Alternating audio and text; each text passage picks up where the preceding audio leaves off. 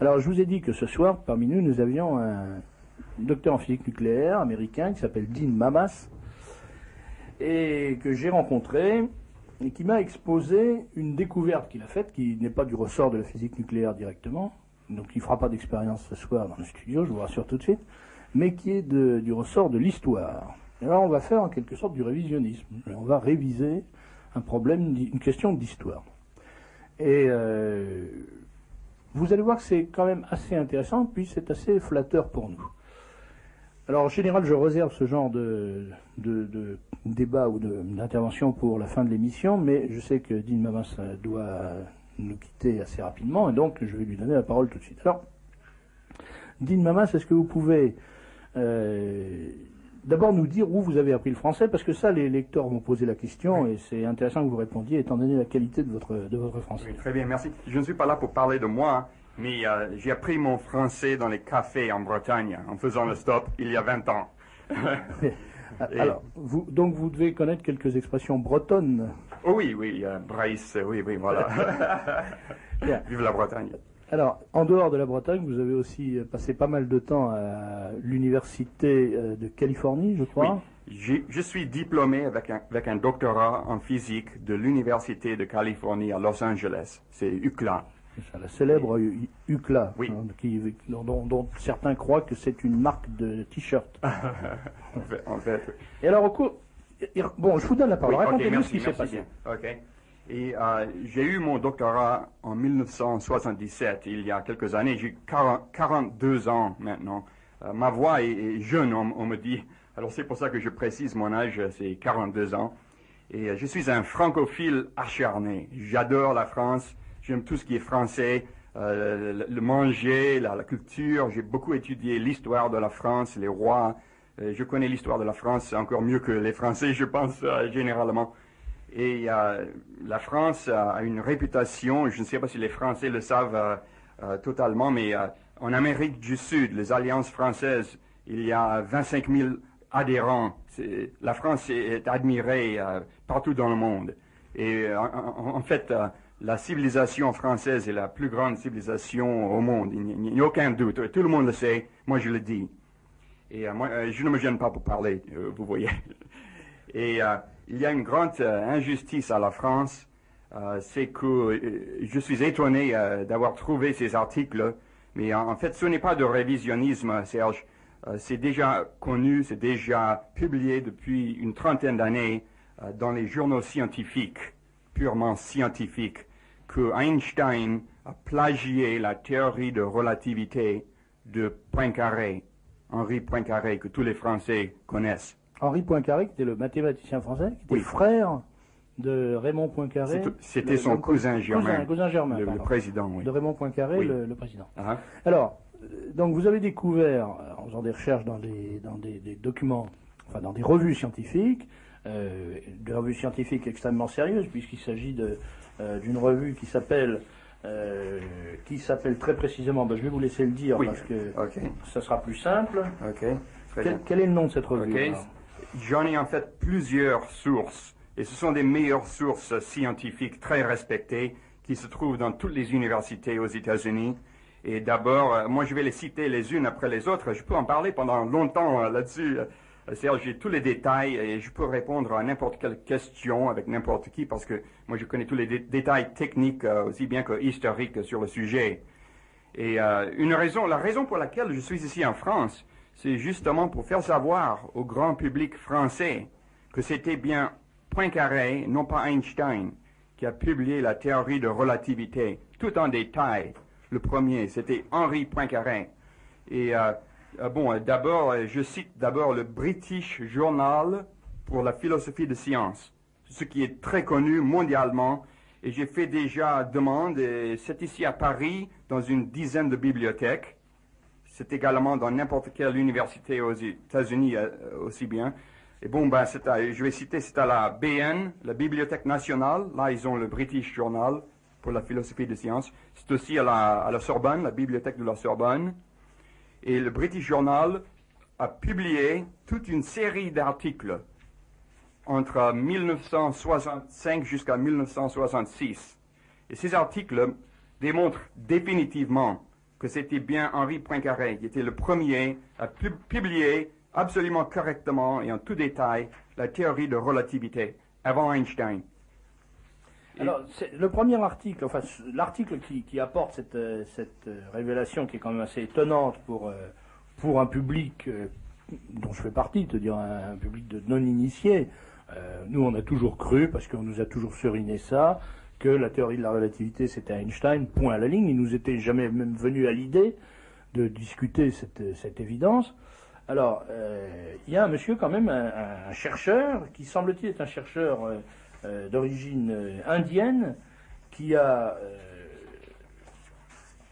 démenti cette évidence. Il s'appelle monsieur Keswani, et il a publié donc dans le British Journal un article, une série d'articles, dans lesquels il reprend tous les travaux de Poincaré, il reprend les travaux d'Einstein, la correspondance privée d'Einstein, et en comparant les dates de ces travaux, il établit d'une manière absolument irréfutable que toute la théorie de la relativité était dans Poincaré et qu'elle a été plagiée en quelque sorte par Einstein.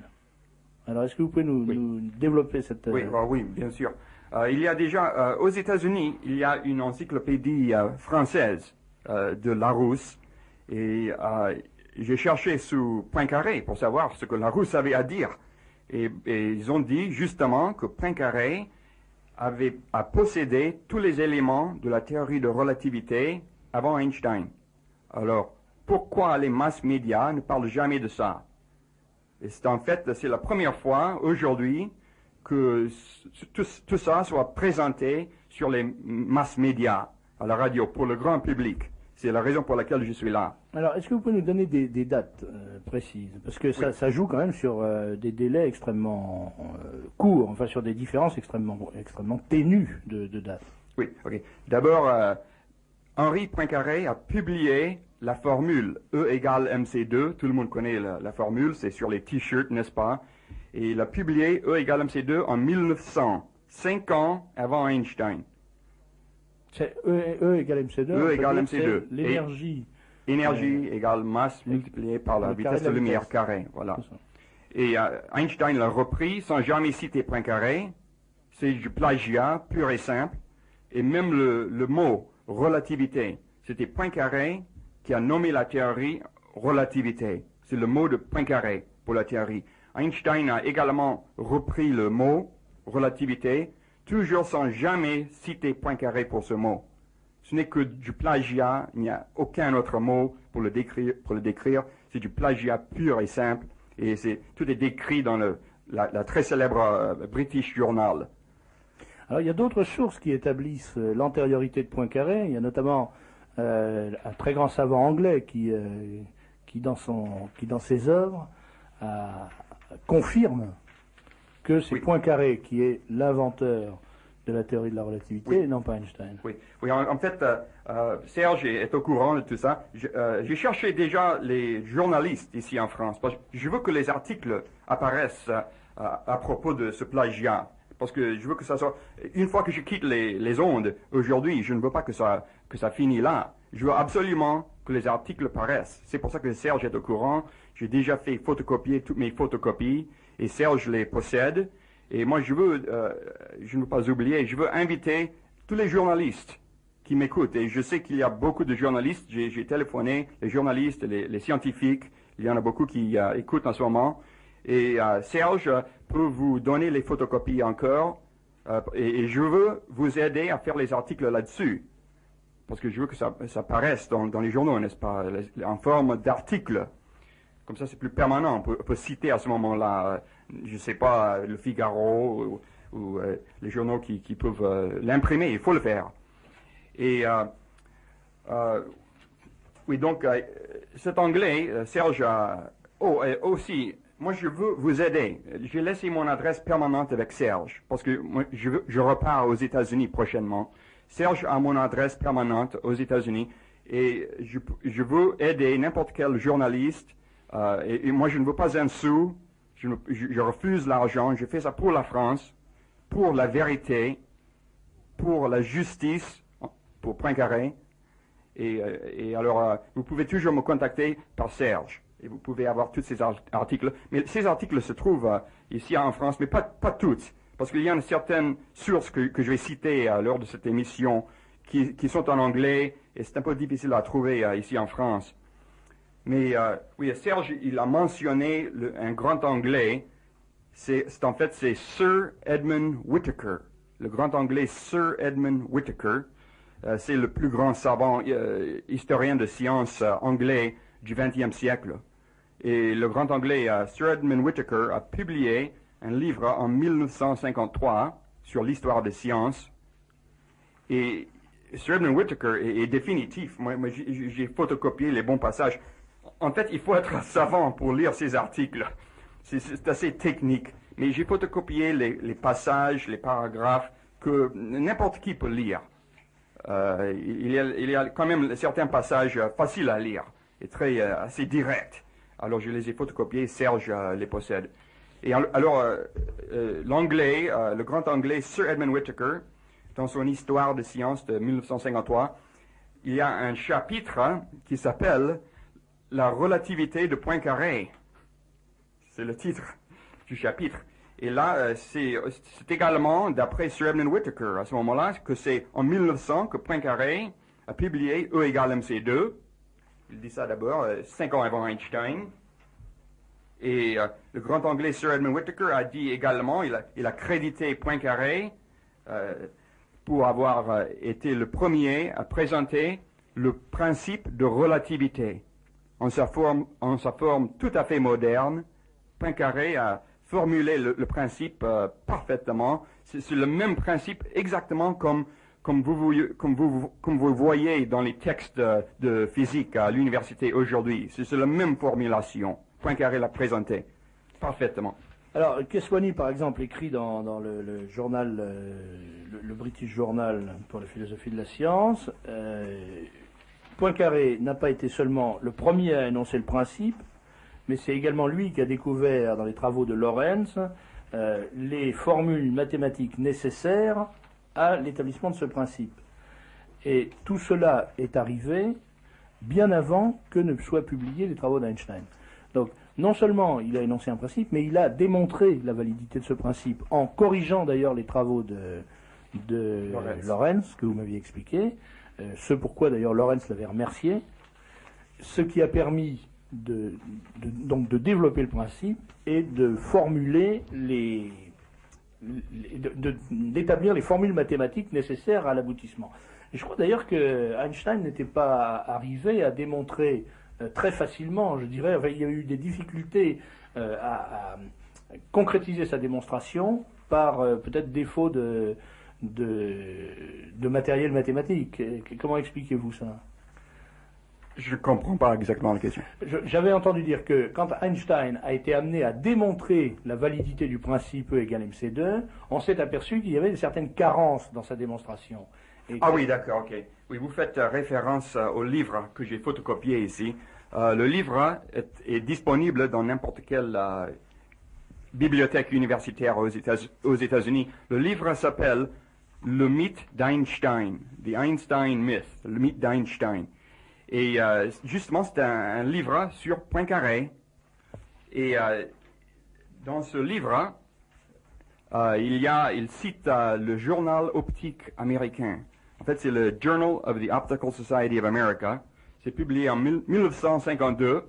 Et là, il dit exactement que, comme Serge a dit, quand Einstein a dérivé pour la première fois E égale MC2, sa dérivation était défectueuse. Mais quand même, il a abouti à la bonne conclusion, c'est-à-dire E égale MC2. Comment est-ce que c'est possible? Alors, c'est amusant parce que c'est exactement comme ça qu'à l'école, on reconnaît les élèves qui ont copié. Voilà. Le résultat est juste, mais la démonstration est fausse. Alors, les profs de maths disent, mais là, tu as forcément copié, puisqu'il y a un moment où ton opération est fausse. C'est ça. Einstein a essayé la dérivation 5 années après la première publication de Poincaré de E égale MC2. Einstein savait exactement où il allait, avec la dérivation.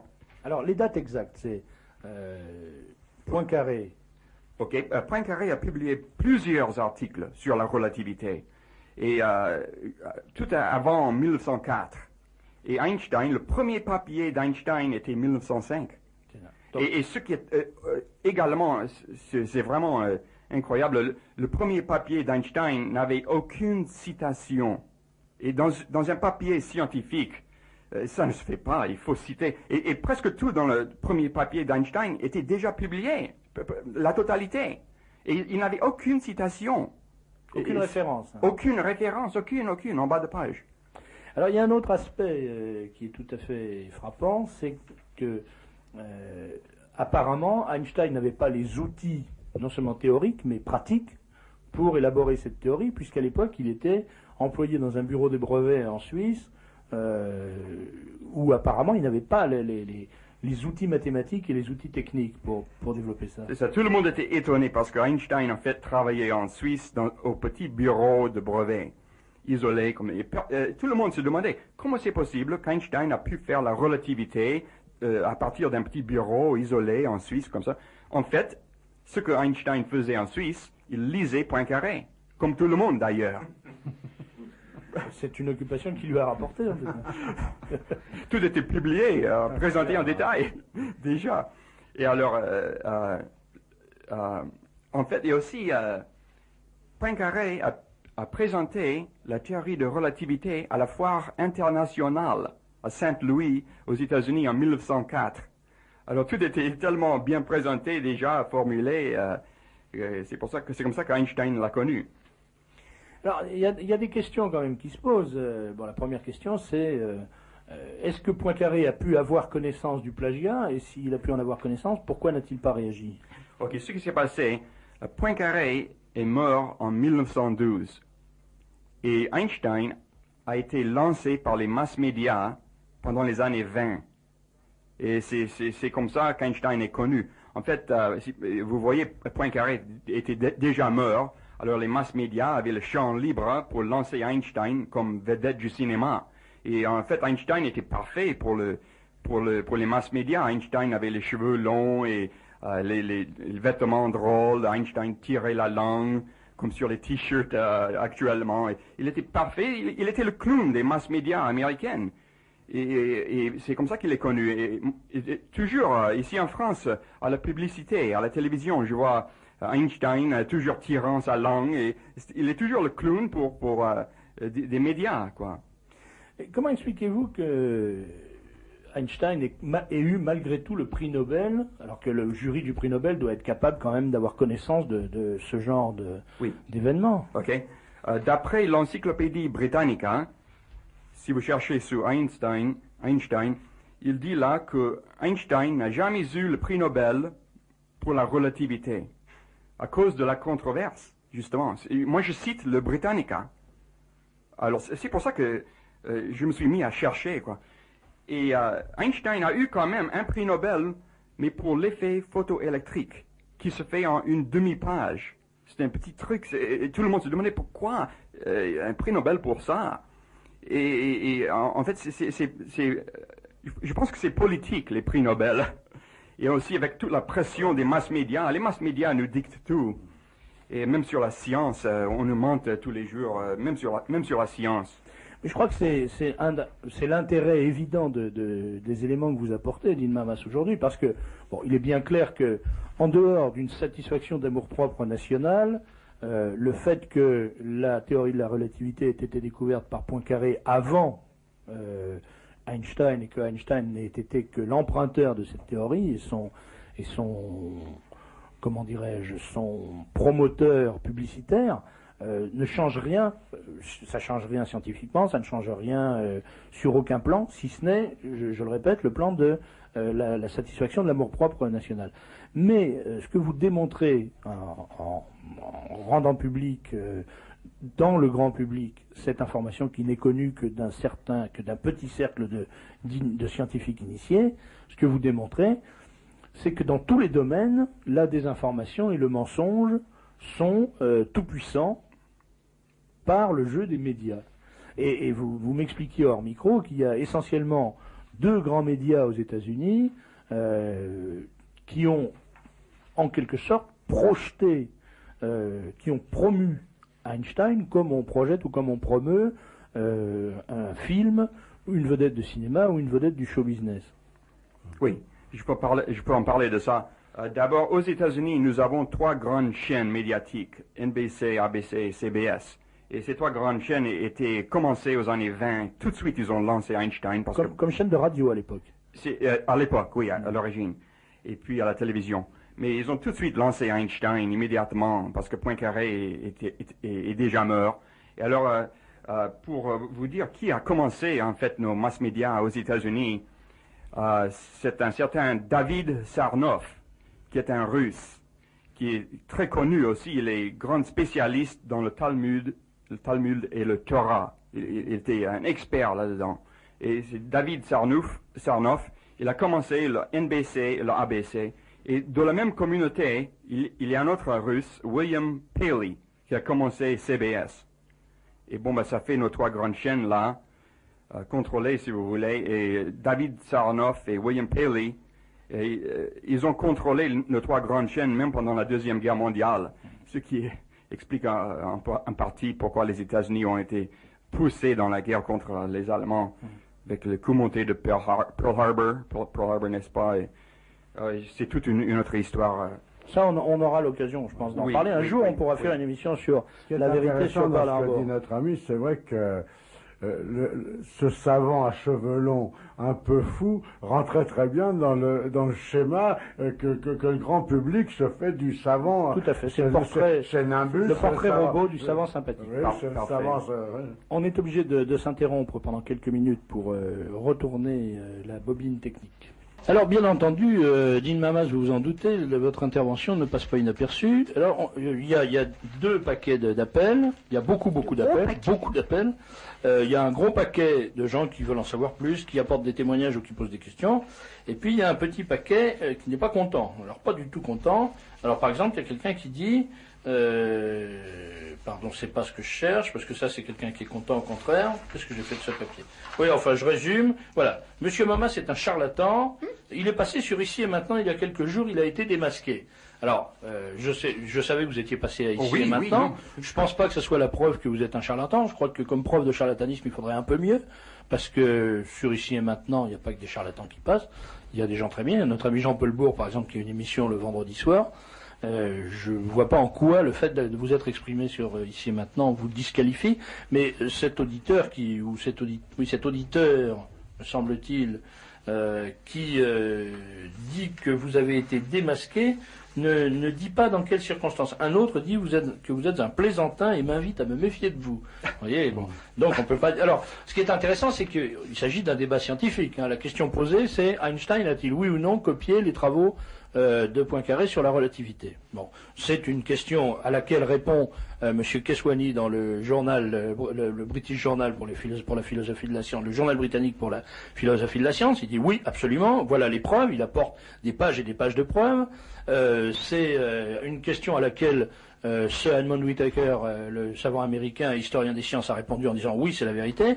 Et Dean Mamas, qu'est-ce qu'il fait? Comme il lit par devoir professionnel, par intérêt professionnel, ces livres qui sont réservés à l'élite scientifique, il découvre ces livres et ces journaux réservés à l'élite scientifique, il découvre cette étonnante information dont un auditeur nous dit la différence entre Dean Mamas et les autres, c'est que Dean Mamas a le courage de dire ce que tout le monde sait depuis longtemps et que personne n'osait dire. Donc lui, il le dit. Débat scientifique. Oui ou non, est-ce vrai, est-ce faux?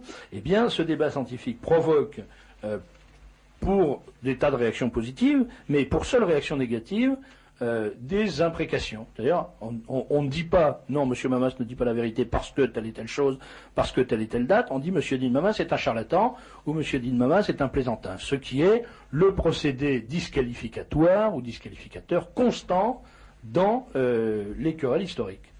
La démonstration que je voulais faire est faite. C'est-à-dire que dès qu'on est en désaccord avec la vérité officielle, avec l'histoire officielle, on est un nazi. Et Monsieur Mamas est évidemment un nazi, puisqu'il prétend que c'est un Français, peuple nazi s'il en fut, Monsieur Poincaré, qui fut un des précurseurs du nazisme, comme tout le monde le sait, qui a inventé la théorie de la relativité, et que Monsieur Einstein, qui lui n'était absolument pas nazi, ça c'est bien évident, a volé la théorie de la relativité, ce qui est une accusation raciste. Il est évident que quand on accuse M. Einstein d'avoir volé la théorie de la relativité, on ne peut être inspiré que par des motifs racistes. Voilà, ça c'est la conception du débat scientifique qui prévaut en France aujourd'hui. Eh bien, moi, je vous dis que ce débat scientifique-là ne me paraît pas très sérieux. En revanche, ce qui me paraît très sérieux, c'est par exemple l'appel d'une auditrice qui dit « J'appartiens à la famille Poincaré, j'appartiens à une famille modeste qui n'a jamais été attirée par l'argent », et ce qui explique que Henri Poincaré n'est pas cru utile de monnayer sa découverte, qui était une découverte scientifique, donc patrimoine de l'humanité. Un auditeur nous dit « Paul Langevin, grand physicien qui était lié à Madame Curie, s'est aussi intéressé à la relativité. » Un auditeur nous dit « Il est exagéré d'opposer Poincaré à Einstein, car en réalité, dit-il, ils sont complémentaires. La théorie de la relativité appartient à la physique. Einstein a utilisé les travaux de Poincaré, mais il les a complétés. » Non, c'était publié en détail, complète, en sa forme moderne, tout à fait, par Poincaré avant Einstein. Einstein n'ajoutait rien. Sauf, si vous voulez, on peut toujours dire qu'il a ajouté de la métaphysique. Il y a un tout petit détail. Les gens cherchent à avoir les excuses pour Einstein. Moi j'ai passé à l'Institut Poincaré, lundi, et j'ai parlé avec plusieurs professeurs. Parce que moi je suis physicien, je peux aller là-bas pour parler avec mes collègues, n'est-ce pas? Alors, j'ai arrêté les gens dans les couloirs et en disant que je suis physicien venu des États-Unis et que j'avais tous ces articles avec moi. Et ce n'est pas moi qui dis tout ça. Moi, je vous amène les articles scientifiques. Ce n'est pas moi qui a commencé ce débat. Tout ce que je dis est dans tous les articles scientifiques que j'ai cités déjà. Alors, ce n'est pas moi. Et même Larousse. Si je suis nazi, Larousse est nazi. Larousse a dit Poincaré possédait tous les éléments de la relativité avant Einstein. Et d'ailleurs, une auditrice dit « Mon dictionnaire indique Poincaré, contribua à la théorie de la relativité. » Oui, c'est là, voilà. Absolument. Donc c'est quand même, c'est une vérité voilée, occultée, mais qui est quand même présente, qu'on peut retrouver par des recherches personnelles, ce que vous avez fait. Un auditeur dit qu'il serait intéressant d'entendre une conversation entre votre invité américain, Dean Mamas, et Georges Lorchac. Georges Lorchac est un savant physicien qui est reçu très souvent dans les émissions de Jean Ferré. Oui. Voilà.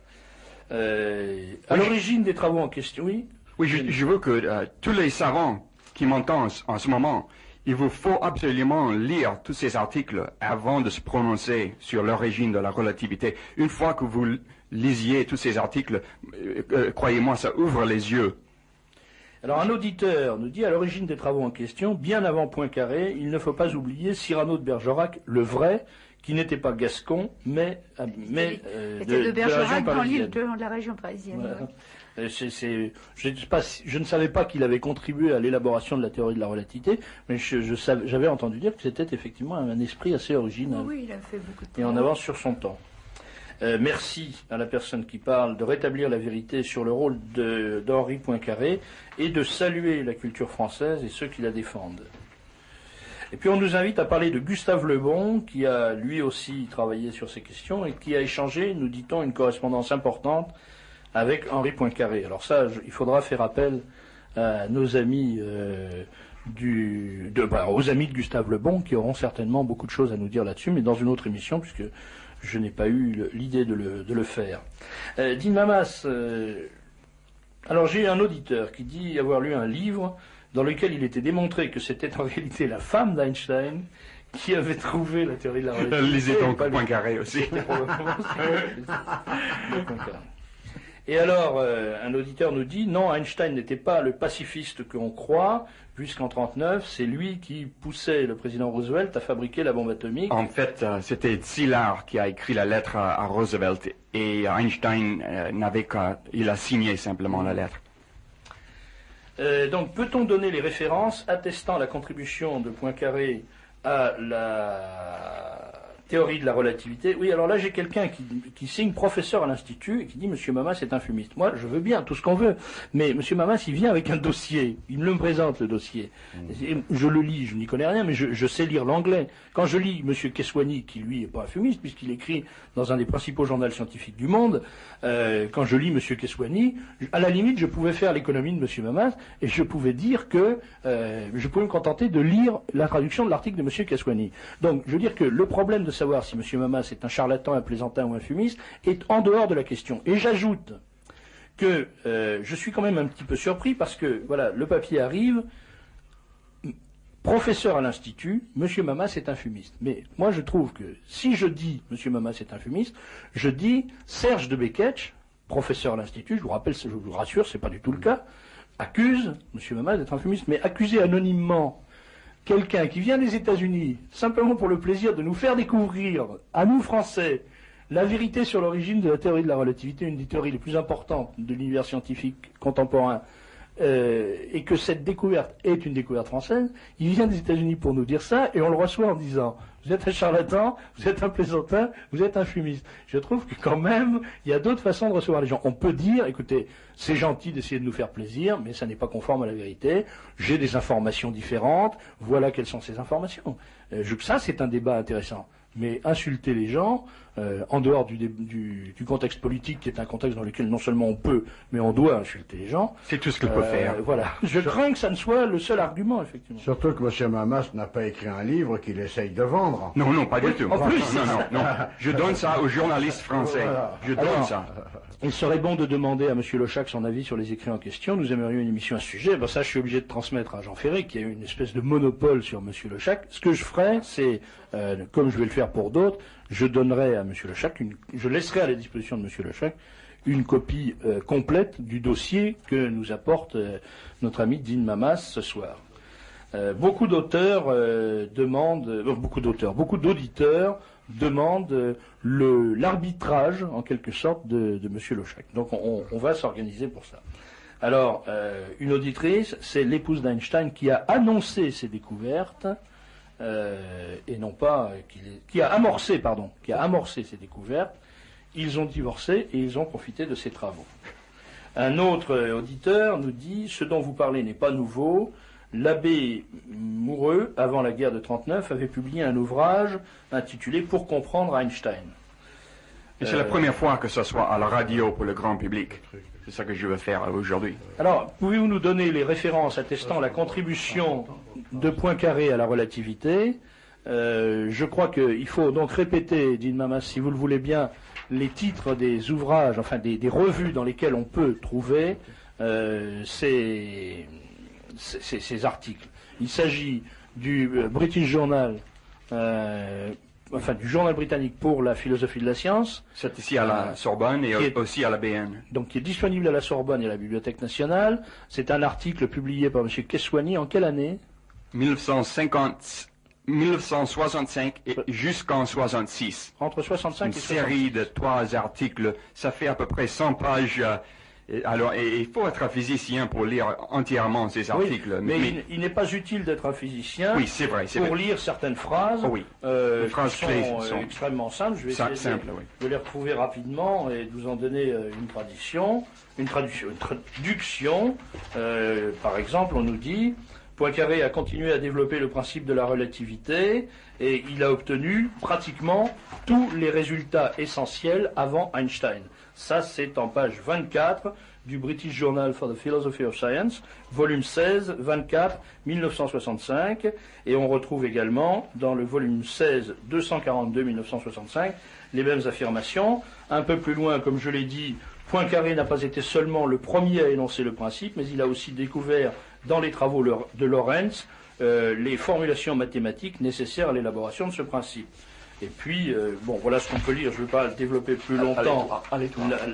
Voilà. Alors ici, on lit aussi, il est par conséquent correct de supposer que Einstein a appris le principe de la relativité de Poincaré. Ça, c'est à la page 297 du volume 15 du journal britannique pour la philosophie des sciences, l'article de Keswani, publié en 65, intitulé « Origine et concept de la relativité ».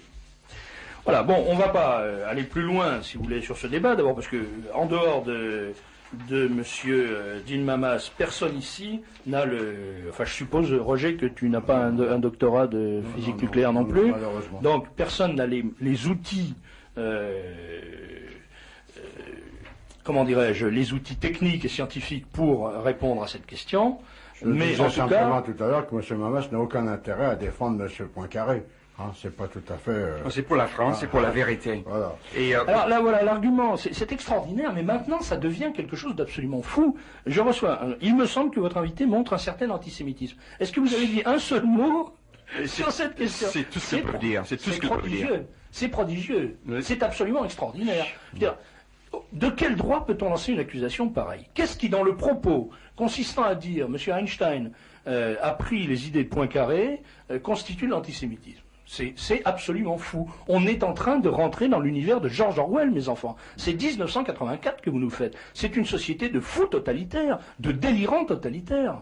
Hein? Si je dis que je n'aime pas la chanson qui a fini première ex aequo au concours de l'Eurovision, Amina, je vais avoir un procès par SOS Racisme parce que la chanteuse est tunisienne et que je suis obligé d'aimer une chanson tunisienne. Si je dis que monsieur Hanin, Roger Hanin, m'enquiquine à la télévision, c'est un mauvais comédien, un épouvantable ringard. Si je dis que M. Benguigui est un ringard, lamentable, piteux, pitoyable, sans talent, est-ce que c'est parce que je suis antisémite? Oui, parce que M. Benguigui, parce que j'avais écrit ça un jour dans Minute, m'a fait un procès et il m'a pris 30 000 balles.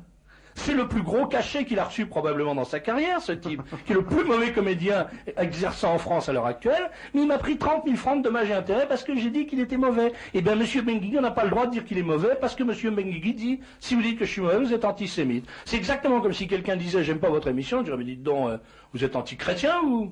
Qu'est-ce que c'est que ces histoires? Ah oui, mais anti-chrétien, c'est autorisé. Tandis que dire que M. Benguigui, que M. Hanin sont des emmerdeurs qui font un mauvais métier, eh ben c'est de l'antisémitisme. Et dire que M. Einstein a volé ses idées à M. Poincaré, c'est de l'antisémitisme. Et dire que je n'aime pas la soupe Tartampion, c'est de l'antisémitisme. Pourquoi? Ah bien parce que monsieur, qu'est-ce que vous voulez, est le directeur de cette société, n'est-ce pas? Ah bon, bah, très bien. Alors donc je suis obligé d'aimer la soupe Tartampion. Voilà, c'est comme ça que ça marche maintenant le système. Moi je suis désolé, je ne marche pas dans ce système. Je ne baisserai pas l'échine. Je ne courberai pas les chines devant cette loi qui est une loi scélérate, qui est une loi dictée par des canailles. Hein, on n'a pas le droit de m'insulter sous prétexte que je n'aime pas un comédien, on n'a pas le droit de me traiter de pourvoyeur de camp de la mort. Hein, il faut quand même que ces choses soient bien claires. Voilà. Oui, il y a, dans le British Journal, ils ont publié une lettre qu'Einstein a écrite à la fin de sa vie, 2 mois avant sa mort. Et dans la lettre, Einstein a écrit qu'il n'en savait rien de Poincaré.